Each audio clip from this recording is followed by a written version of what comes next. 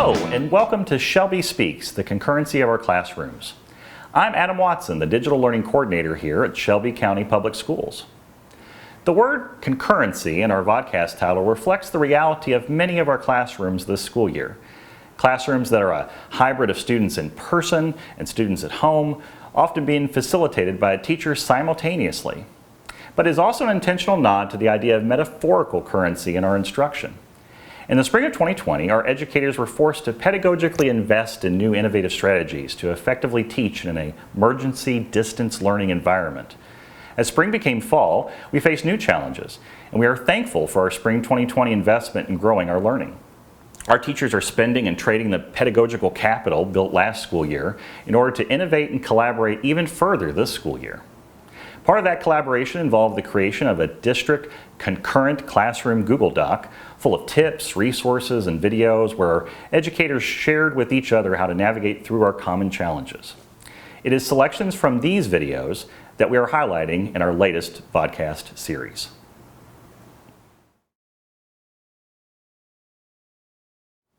In this episode, Amy Dickinson, a third grade teacher at Painted Stone Elementary, narrates a screencast and shows that concurrent classrooms can still maintain a strong workshop cycle. Amy uses digital tools to create playlists of learning material that is created collaboratively with her grade level teachers, so that students can work independently. Meanwhile, she uses other digital tools to effectively confer and communicate. Welcome to how our third grade team uses Empower to help teach our virtual students as well as our face-to-face students, because we're doing both at the same time.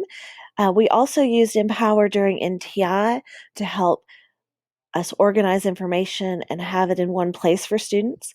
Now, our students this year were new Empower users, and so we spent a lot of time at the beginning teaching them how to use Empower and all the tools in it, and this gives our children choices of how they do different assignments.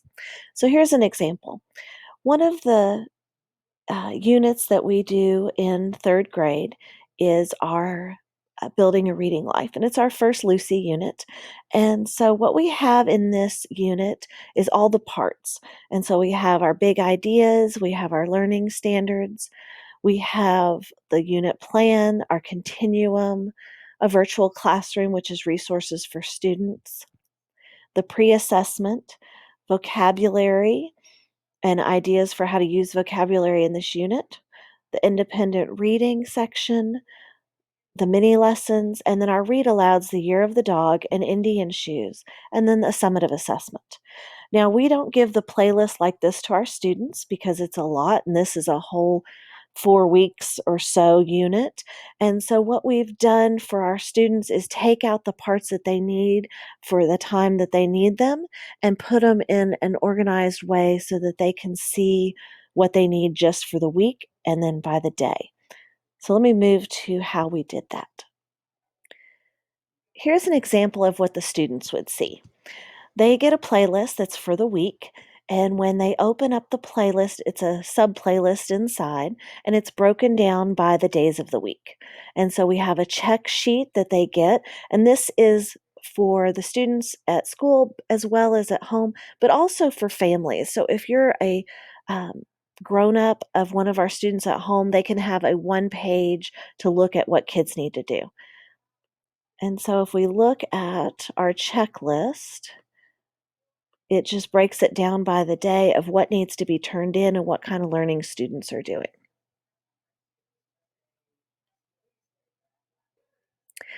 The checklist has the basics of the learning targets, the tasks that will need to be turned in, and the success criteria. And then we have down below, broken out by days, exactly what needs to be done. And students can go through and put a check mark in the checkbox to show when they've accomplished something. And so this goes for all of our subjects and helps kids just kind of be organized, but it also gives grown-ups a place to look to make sure that their child has done what they need to do, especially if they're an at-home student. We include things in our playlist of items that students need for all week. Like right now, we're working on multiplication, so we've got our skip counting songs and a multiplication and division virtual classroom that students can also preview and use. And then we always put the reading log. The reading log is where students write down what they read, but they also this week are tracking their reading behaviors. During students' independent reading time, when they either finish a book or they've finished reading for the time, what they would do is they come here by the day and they say to themselves, did I get started right away? Did I stay in one spot? Did I work quietly, read the whole time, increase stamina, ignore distractions, persevere?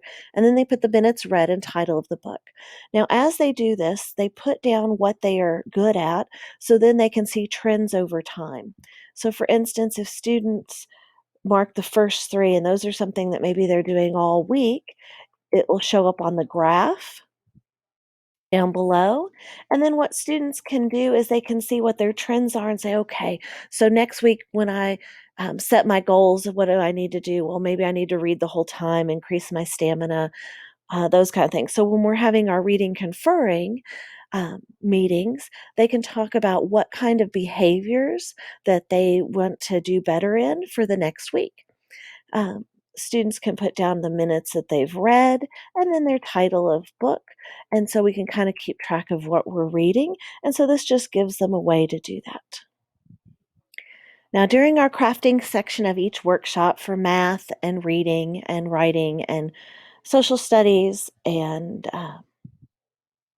any of the workshops we have during the day, we normally have our crafting time. And that's when we Zoom with our virtual students and bring them in for our mini lesson.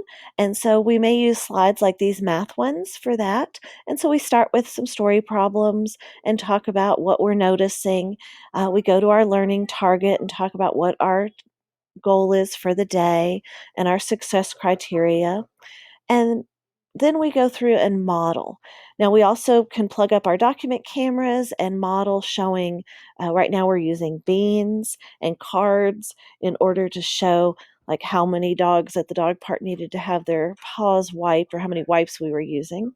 And we model how we would make these equations.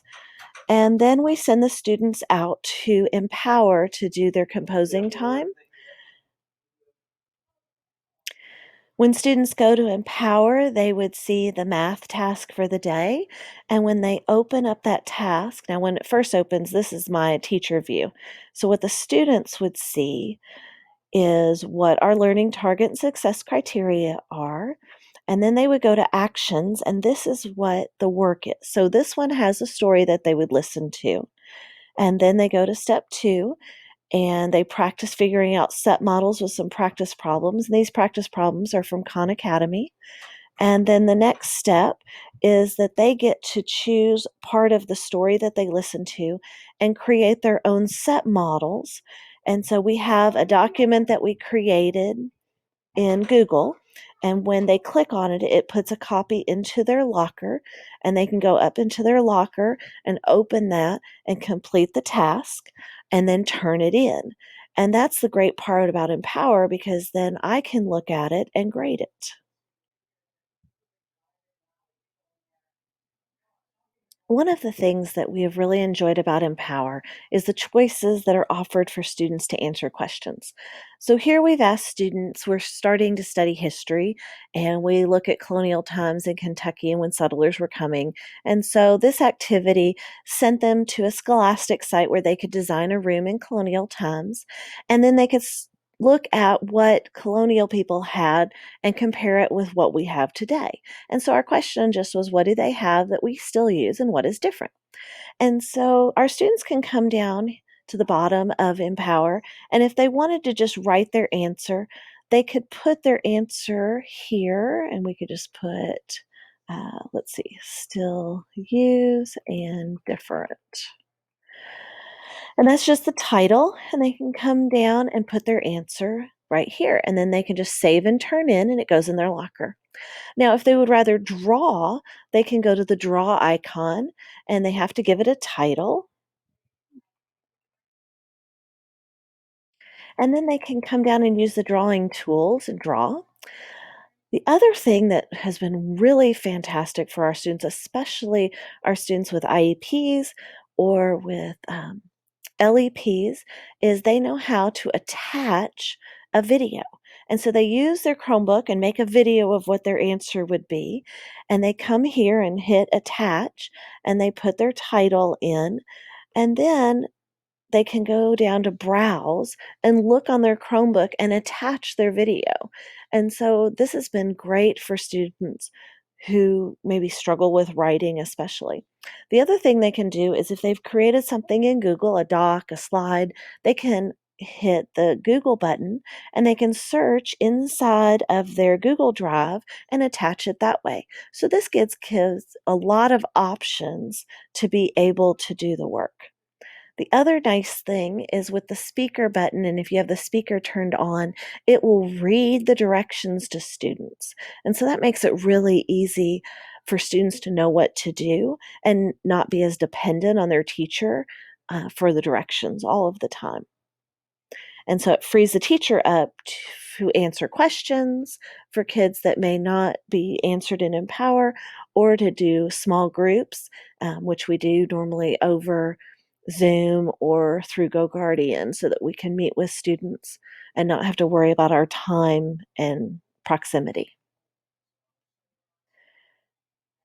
In Empower, I can go up to my grading task here. Right now, I don't have any in my scoring inbox, but if I did, when I click on that, all the items that need to be scored would come up, and I can go through and open what the kids have created and give them feedback. The other nice thing is when they put it in their locker, I can go to my grade book and open up and see them doing their work. And so, especially if a child has a question, I can see what they're working on, especially with my virtual students, and walk them through. And so it kind of gives us another way to be able to see what students are doing. And that's really important is for us to be able to see what our students are doing so we can give that real-time feedback. GoGuardian also helps us with that so we can kind of review what kids are working on and then zero in on which children may need more feedback or more support during those times that they're working at composing time. We also can make calls on GoGuardian and pull in 2 or 3 students at a time, whether they're virtual or in the classroom, and talk to them or have a small group to provide that more small atmosphere of learning. It's great being on a team where we kind of divide and conquer. And so a lot of the tech work is stuff that I do, but I have teammates that are making videos. Mrs. Ellis is doing a great job of doing videos for writing, and she is using a Bayer Oneida as a protagonist to kind of bounce questions back and forth. So it's kind of that co-teaching model, and the kids love it. And so what we've been doing with this is they watch a video each day of her lesson, and then there's a task for them to do. And then that gives me time to do conferring with different students to see what they're writing about and to offer support or to stretch them or to push them a little bit. And so this is also great in case a student missed something in the little mini lesson that I did, that they can go back and have a review or refresher or kind of see a different voice from another teacher on our team. And so it just provides more resources and more support for our students. Now, I've been using Empower for a few years now, but last year, Mrs. Smith joined our team and she was new to Empower. And so this is a playlist that she and I are working on together. And what's great is that once you kind of get in the swing of it and you start realizing what you can put together, um, Mrs. Smith has just gone and just added so many more parts to it. And it's nice to be able to have a person on your team that you can talk to about how you're building the playlist because they offer a different view and can think about things in different ways. And so it's a great way to come up with the best way to teach our students. And it's something that also is wonderful to have in here because then we can revise and change and see what worked and what didn't, and then fix things for our students. Empower has also been great that we can put links, especially to our virtual meetings in Empower so that they're secure. And then our students know how to go to the link and can click to get to the meetings quickly. The other fantastic thing about Empower is the feedback. And our students know that when we give them feedback on an assignment, they can go to their message center and they can see the feedback there. The other thing that we've learned how to do is on the inbox, you can put a score of M for missing. And so when students scroll down to their assignments on Empower under the playlist browser, they can see what's missing. And so that kind of tells them what are the most important things for them to get done first.